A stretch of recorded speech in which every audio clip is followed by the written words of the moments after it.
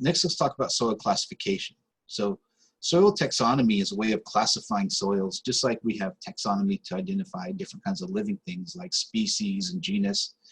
There is a taxonomy to classify different types of soils based on their properties. And they go from the highest level, which is soil orders. There are 12 soil orders, and we'll talk about those 12. And then those can be subdivided and subdivided until you get to the very lowest level of classification, which is the series. And there are thousands of different soil series. This is a map showing some of these different 12 orders of soil in the world. You can see some geographic patterns, like this one here, oxasols tends to be in tropical areas, whereas iridosols tends to be in desert areas. And so different environments can help. Some of these are associated with different types of climates and biomes. Some of them are more about the process of forming soil. Here's a closer view of the United States, including California. We have different types of soils. So let's talk about some of those. First off, the type of order you have kind of depends on both time factors, climate factors, and parent material factors. So some of these are classified because of their parent material. So andisols, for example, are dominated by volcanic material. Some of them have to do with time. So inceptisols are like brand new soils, and then they can develop into very mature soils, which are oxasols. And some are more associated with different climates, like cold climates have gelisols, grassland or semi-arid or steppe areas have mollisols, and dry or desert climates have what are called iridosols. So first off, entisols are brand new soils. They have very little soil horizon development. You have a little bit of an A and then a lot of parent material. As these mature, they can grow into inceptisols. So these are a little bit more developed than the entisols, but still relatively low development. These have an A layer and a little bit of a B layer, and then C underneath. This is showing the distribution of entisols and a profile. And here you can see not a lot of soil horizon development, a little bit of an A there, and a lot of parent material at the bottom.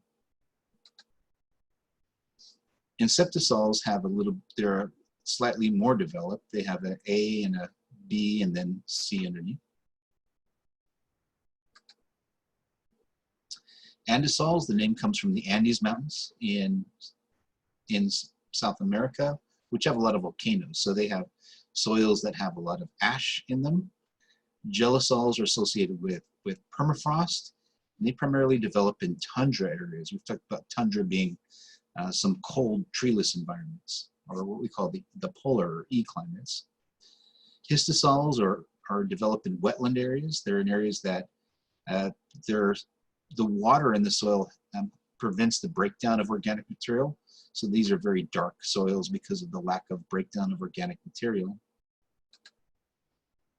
This is showing andisols. They're here in the Andes and some other volcanic regions like the Pacific Northwest, parts of Mexico, and so on.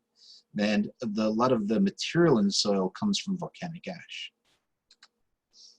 These are gelisols. You can see they're more in polar environments where we'd oftentimes find tundra. They're associated with permafrost, which is when the water in the ground is frozen for all or part of the year. That's common in tundra environments. And these are histosols. They're found in some swampy areas like in Canada's boreal forest. And here the presence of water, these are very dark because the organic material has collected and not broken down. Iridosols, and note the name arid in here, like arid or dry environments, are associated with desert environments. Vertisols are mostly clay. This is clay as it dries up, it cracks and makes the interesting patterns. And then mollisols are grassland soils, so they have a very thick A horizon because grasses live and die and add to the material there. This is showing where we have aridisol. So in the deserts of the interior west, the Sahara Desert and other places that are desert, you have aridisols. Vertisols, various places and various conditions, but these are dominated by clays, the smallest of the particles.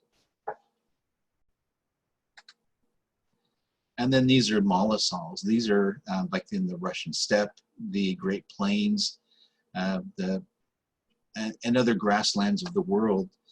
Grasses, because they live and die and their roots live and die, especially annual grasses, they collect, they end up giving a lot of organic material to the soil, thus a very dark and thick A horizon. A couple of others, there's spotisols. These develop in subarctic forest or coniferous forests. And alphasols, which are common in mid-latitude forests.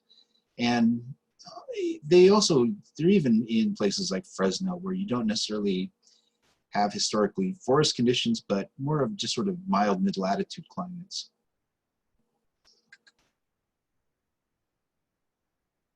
So this is showing spotisols, which is in kind of the forested environments in Northern Europe or in Canada. And these are alphasols, various kind of mid-latitude areas.